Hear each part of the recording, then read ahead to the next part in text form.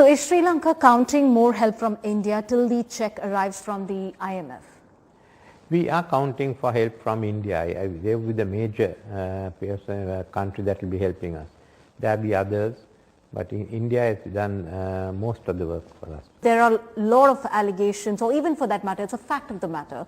You have several of the ministers, parliamentarians and, activists. I'm talking about economists as well, where they say one of the reasons why Sri Lanka is today in this state is also because of China.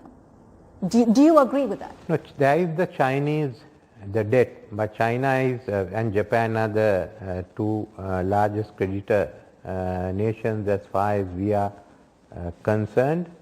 The issue on China is whether Chinese loans were used on economically viable projects. Well, the issue there is that the projects were decided by Sri Lanka. So Sri Lanka made a mistake, is what you're saying? Well, I think we should have controlled it and put more of our money into developing the sectors of the economy. When you're talking about the kind of projects that you'll choose, Sri Lanka has a very strange fiscal economy, because the minute that the country faces trouble, when you know there is trouble coming, you'll immediately either sell the assets, key government assets, or privatize. For example, the recent Sri Lankan Airlines. Why is that? Why do you sell Air India? The same reason.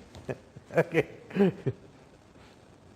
but I wanted to... Oh yeah, Air India was making so much of losses, you just couldn't turn it around. No, but we have the same issue, and the economy is crumbling, so we couldn't support it anymore. We are here and talking about how, several people are echoing in terms of where they wanted Rajapaksas to go home, and eventually it was just to Gotabaya Rajapaksa. Now the question is, will there be any corruption charges filed against Mr. Gotabaya Rajapaksa or other family members for, leading Sri Lanka to this state?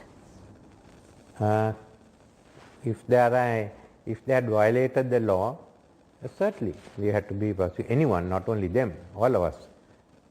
That's the matter for the investigating agency. But personally, how long would you want those youth to be there on the streets? No, I'd like them to get involved in the system.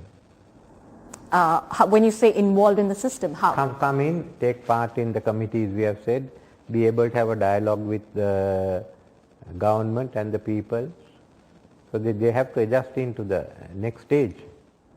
Is that going to happen very soon? It's for them. If they are willing to, yes, it will happen soon. It's an open dialogue. Open dialogue, not only with us, with everyone else. How do they fit into the system? Are they going to stay out? Or are they going to come in? That's the major issue that all youth have to decide. What is your reaction to that, with police using the brute force on them? Do you stand by that? Why do you want your police to immediately resort to them in terms of tear gas, water cannons? Is that the way? Look, the decision whether to remand a person, young or old, is made by the magistrate, not by the police. And the police have, in respect of that area, arrested members of parliament. Other members of parliament have been named as suspects. They are taking down statements. So there have been a lot of members of the local authorities who have all been arrested on one side. Similarly, they have asked people to come in here, make statements and go away. This issue came up to me that they were being taken in. The IGP said he'll look into it, but I told the people the Bar Association is working with the police, so speak to the Bar Association. So we have a line of communication. And then, of course, the lawyers must go there and make out their case. But anyone who's charged would be produced before courts, and it's for the magistrates to decide.